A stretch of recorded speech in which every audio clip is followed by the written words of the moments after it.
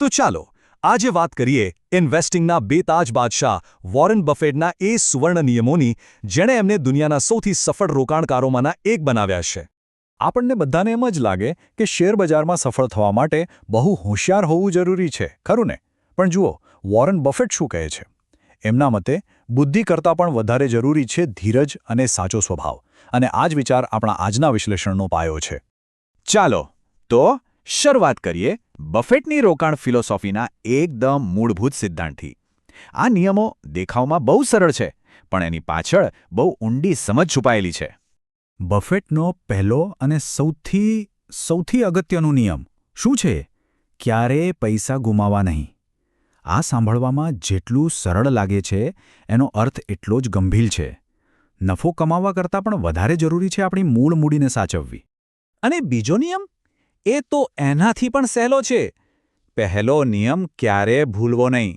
આ બે નિયમો જ એમની આખી સ્ટ્રેટેજીનો પાયો છે, કારણ કે સીધી વાત છે, જો તમારી પાસે મૂળ રકમ જ નહીં બચે તો એ વધશે ક્યાંથી?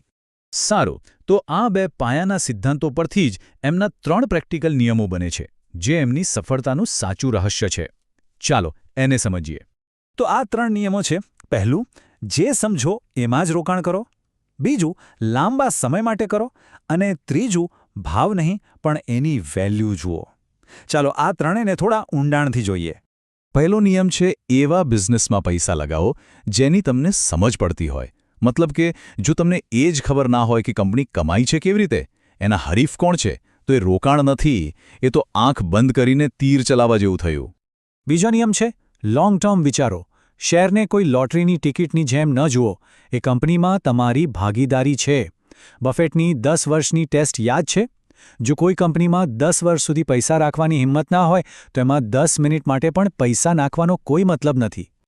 અને હવે ત્રીજો નિયમ, જે વેલ્યુ ઇન્વેસ્ટિંગનો આત્મા છે, ભાવ નહીં, મૂલ્ય જુઓ। બજારમાં શેરનો ભાવ તો રોજે રોજ બદલાય, પણ કંપનીની અસલી કિંમત એટલી જલ્દી નથી બદલાતી। સ્માર્ટ ઇન્વેસ્ટર એ જ છે જે એક સારી કંપનીને ડિસ્કાઉન્ટમાં ખરીદવાની રાહ જુએ। આને એકદમ સરળ રીતે સમજીએ। ભાવ એ છે જે કોઈ વસ્તુ માટે ચૂકવવામાં આવે છે।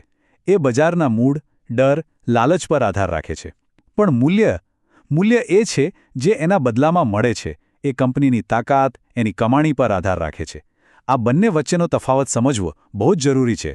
ઠીક છે, તો નિયમો તો સમજ્યા, પણ બફેટની સફળતા પાછળ એક બીજું મોટું કારણ છે, અને એ છે ભીડથી અલગ વિચારવાની ક્ષમતા। બફેટનું એક ફેમસ વાક્ય છે, જ્યારે બીજા લોકો ડરતા હોય ત્યારે લાલચુ બનો, અને જ્યારે બીજા લાલચુ હોય ત્યારે ડરો। આનો મતલબ શું? જ્યારે માર્કેટમાં ગભરાટ હોય, લોકો બધું વેચીને ભાગી રહ્યા હોય, ત્યારે જ સારી કંપનીઓ સસ્તામાં ખરીદવાનો સાચો મોકો હોય છે। અને જ્યારે બધા ખરીદોની બૂમો પાડતા હોય ત્યારે સાવધાન થઈ જવાનો સમય છે। એટલે હંમેશા એક સવાલ પૂછવો જોઈએ કે અત્યારે ભીડ કઈ દિશામાં દોડી રહી છે, કારણ કે મોટાભાગે સાચો રસ્તો એની વિરુદ્ધ દિશામાં જ હોય છે। અને હવે આ બધા જ નિયમોને જોડીને જે એક છેલ્લો મંત્ર બને છે એના પર આવીએ। આખી વાતનો સાર બસ આટલો જ છે, સફળતા એક રાતમાં નથી મળતી। રોકાણ એ કોઈ 2020 મેચ નથી, એ એક ટેસ્ટ મેચ છે। જો ધીરજ રાખવામાં આવે તો સમય પોતે જ તમને અમીર બનાવી દેશે। જતા પહેલાં એક જરૂરી વાત, હું કોઈ સેબી રજિસ્ટર્ડ એડવાઇઝર નથી। આ બધી માહિતી ફક્ત શૈક્ષણિક હેતુ માટે છે।